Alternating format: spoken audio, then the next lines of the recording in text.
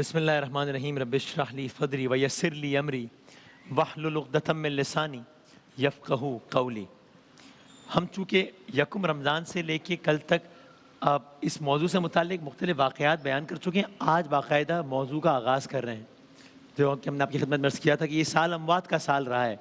ہم میں سے ہر کسی نے دیکھا کہ ہمارے کتنے عزیز و اقارب اس ایک سال میں موت کا شکار ہوئے، اور مجھے ایسا لگتا ہے موت زندگی کی سب سے بڑی حقیقت ہے، فیکٹ ہے۔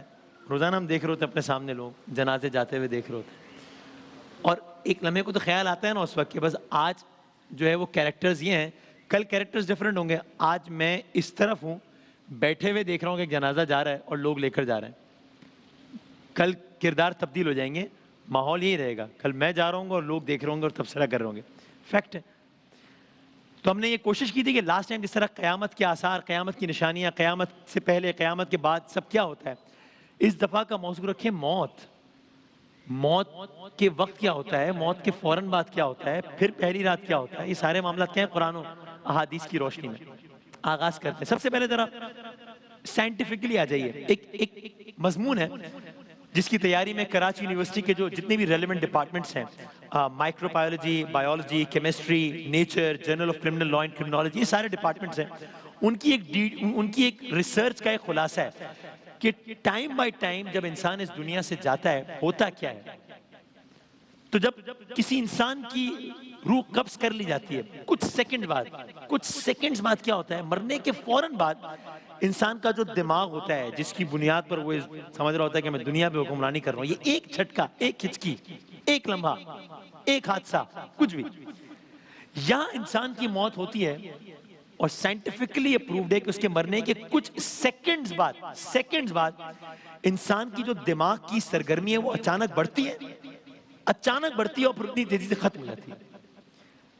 یعنی کہ مرنے کے ساتھ ہی انسان کا جو باڈی کا جو ٹیمپریچر ہے وہ 0.89 ڈگری سینٹی گریڈ کے ساتھ کم ہوتا جاتا ہے، یہاں تک کہ ارد گرد کے ٹیمپریچر کے برابر ہو جاتا ہے۔ تو اس کو آسان اگر ہم کر لیں تو کچھ سیکنڈز بعد فوراً کیا ہوتا ہے، دماغ کی سرگرمی اچانک بڑھتی ہے اور پھر اس سے بھی زیادہ تیزی سے ختم ہو جاتی ہے۔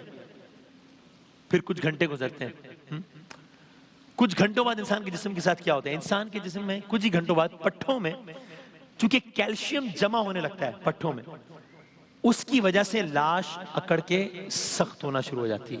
کیوں کہتے ہیں نا لاش سخت ہو جاتی ہے، اس کا سائنٹیفک ریزن کہ پٹھوں میں کیلشیم جمع ہونا چاہیے۔ اور رگوں میں پٹھوں کے ساتھ یہ معاملہ ہوتا ہے۔ رگوں کا کیا معاملہ ہوتا ہے، رگوں میں چونکہ خون کا بہاؤ رک جاتا ہے، بلڈ سرکولیشن رک جاتی ہے، تو خون کا بہاؤ رک جانے کی وجہ سے سرخ اور سفید رنگت والی جلد پہلے پیلی پڑ جاتی ہے اور پھر اس کے بعد جگہ جگہ سرخ دھبے پڑنا شروع ہو جاتے ہیں۔ کچھ سیکنڈز کے بعد یہ، کچھ گھنٹوں کے بعد یہ، پھر کچھ دن گزرتے ہیں۔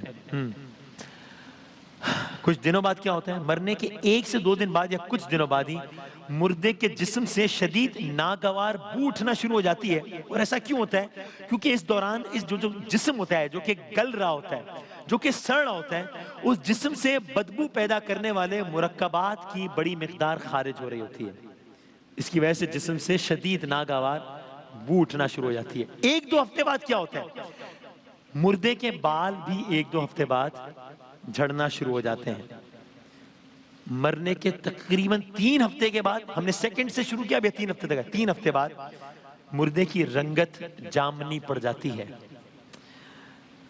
اور تقریباً 3 سے 4 ماہ بعد کیا ہوتا ہے، گلنے سڑنے کے بعد مکمل طور پر انسان کی جو سافٹ ٹیشوز ہیں وہ ختم ہو جاتے ہیں، پھر باقی کیا رہ جاتا ہے، ہڈیوں پر مشتمل ایک ڈھانچہ۔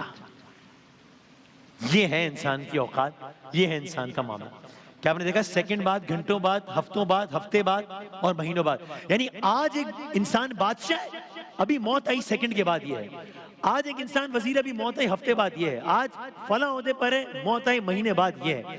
آج دنیا کا طاقتور ترین آدمی ہے، موت آئی 20 دن بعد یہ ہے۔ یہ ہے انسان کی اوقات۔ اب یہ تو وہ معاملات ہیں جس کے بارے میں قرآن مجید کہتا ہے۔ سورہ رحمان کس نے نہیں پڑھی، سورہ رحمان کی ایک آیت کا ترجمہ ہے، ہر شے کو فنا ہے، ہر شے کو فنا ہے، اللہ باقی من کل فانی، ہر شے کو فنا ہے بس تیرے رب ذوالجلال والاکرام کی ذات ہی باقی رہنے والی ہے۔ تو اب یہ تو موت کی وہ کیفیت ہے جس سے سب نے گزرنا ہے، اور جس کو ہم دیکھ سکتے ہیں، یعنی سائنس نے جس کا اندازہ لگا کے کیس سٹڈیز کر کے ریسرچ کر کے بتا دیا، ایک فارم میں بتا دیا، ایک پیراگراف کی صورت میں بتا کہ بھئی اتنی دیر بعد یہ ہوگا، اتنی دیر بعد یہ ہوگا، یہ سب ہم دیکھ سکتے ہیں۔ لیکن موت کی ایک کیفیت وہ بھی ہے جو ہمارے لیے غیب کی حیثیت رکھتی ہے۔ ہمیں تو نہیں معلوم نا کہ قبر کے اندر کے پھر حالات کیا ہیں، معاملات کیا ہیں، وہ تو نہیں پتا۔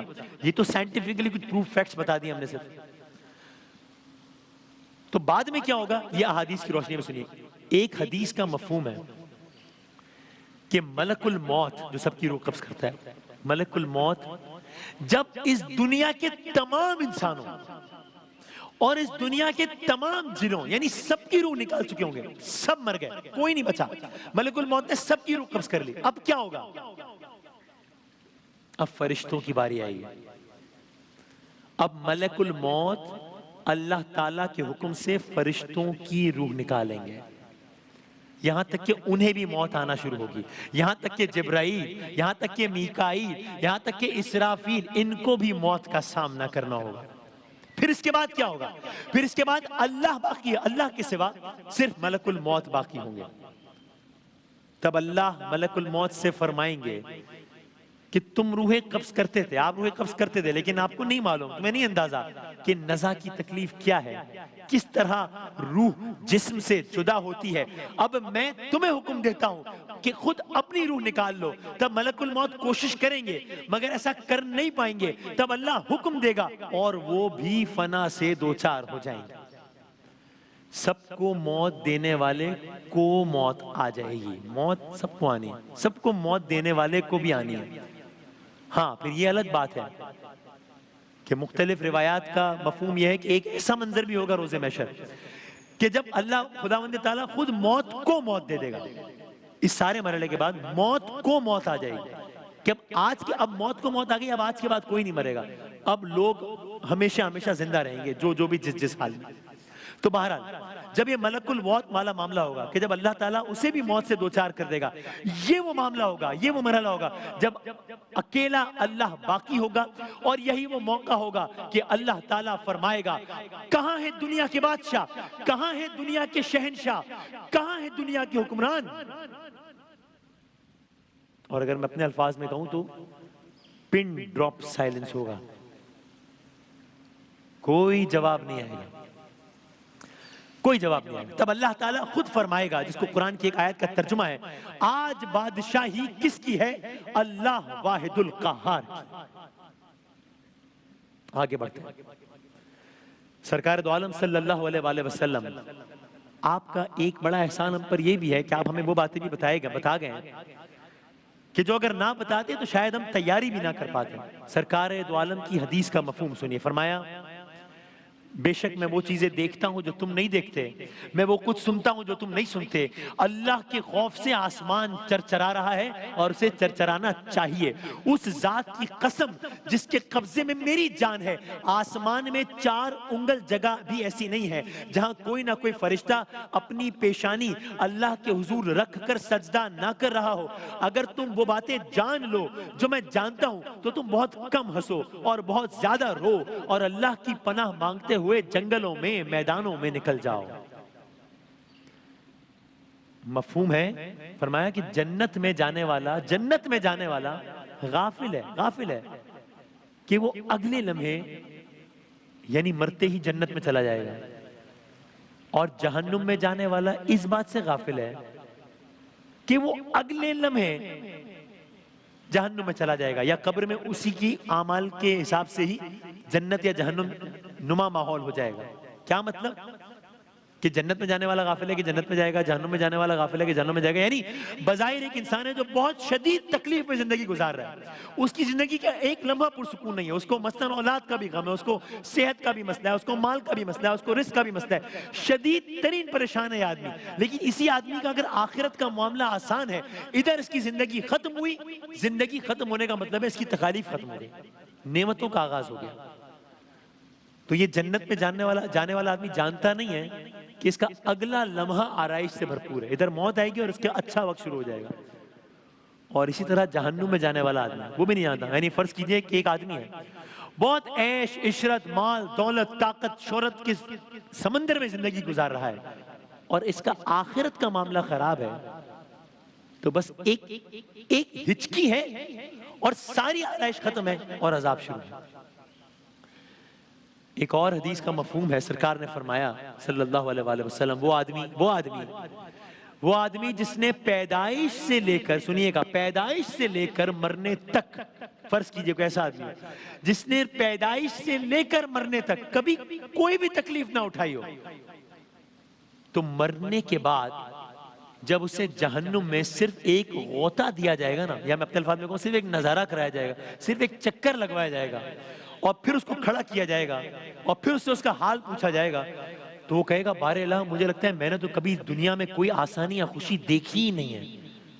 یعنی وہ دنیا میں بہترین بادشاہوں کا بادشاہ ہے, وہ بہترین زندگی گزار کر آیا ہے اور آخرت میں صرف جہنم کا ایک نظارہ کرے گا تو کہے گا مجھے لگتا ہے, یعنی وہ ایک نظارہ ان ساری آسائشوں کا جو اٹریکشن ہے وہ ایسے ختم کر دے گا کہ آدمی کہے گا مجھے لگتا ہے میں نے تو کچھ دیکھا ہی نہیں کبھی زندگی میں اچھا.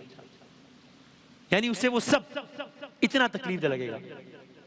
اور دوسری طرف اگر کوئی آدمی ہے جو پیدا ہونے سے لے کر مرنے تک ہمیشہ بیماری میں رہا ہے, تکالیف میں رہا ہے, معذوری میں رہا ہے, غربت میں رہا ہے, پریشانی میں رہا ہے, یعنی گویا اس نے کبھی کوئی بھی اچھا کام دیکھا ہے اسے لگے گا گویا میں نے کبھی بھی کوئی وقت پریشانی میں گزارا ہی نہیں. تو ایک ایسا آدمی جس نے اس انداز کا وقت گزارا ہے شدید پریشانیوں میں, اس کو اگر جنت کا نظارہ کرایا جائے گا وہ یہ کہے گا کہ مجھے لگتا ہے میں نے تو کبھی دنیا میں ایک بھی لمحہ پریشانی کا گزارا ہی نہیں. اور بس آج کی حد تک آخری بات, پھر کل اس سلسلے کو یہیں سے جاری رکھیں گے.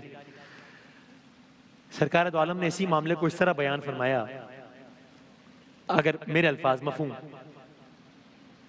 کہ کوئی جہنم کی آگ کا معاملہ جاننا چاہے کہ کتنا سخت ہے. سنا تو ہم نے نا جہنم کی آگ, اللہم اجرنا, ہم یہ پڑھتے ہیں اللہ تعالیٰ میں جہنم کی آگ سے نجات دلانا. جہنم کی آگ کی سختی کیا ہوگی؟ اگر ایک اندازہ لگانا چاہیں, صحیح اندازہ تو انسان نہیں لگا سکتا لیکن آئیڈیا لینا چاہیں کتنی سخت ہوگی, تو مفہوم ہے کہ جہنم کی آگ کا معاملہ اتنا اذیتناک ہے کہ اگر کسی جہنمی کو دنیا کے جلتے ہوئے تندور میں یا تنور میں لٹا دیا جائے, جلتے ہوئے تنور میں لٹا دیا جائے, وہ جہنم سے ہو آیا ہو اور پھر دنیا میں اس کو جلتے ہوئے تنور پہ لٹا دیا جائے, تو اس کو وہ آگ اس آگ کے مقابلے میں اتنی کم لگے گی کہ وہ اس میں سو جائے گا, اس آگ میں اس کو نیند آ جائے گی, سو جائے گا.